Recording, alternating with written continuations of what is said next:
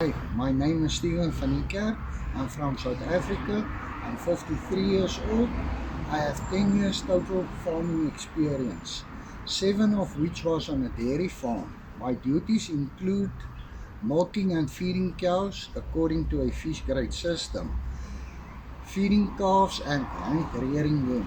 I also included general maintenance of milking parlor, tractors and implements, welding, maintenance of farm roads and fences and putting up fences. In my free time, I assisted in watering the alfalfa, cutting it, raking it, baling it and put it into storage. Tractors which I am familiar are the Massey Ferguson 135 and 185 and also the Ford 5000.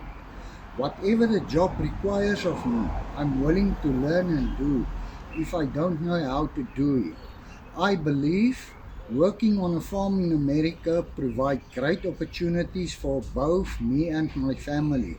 I have an intelligent, sporty 13-year-old boy who deserves the best possible future.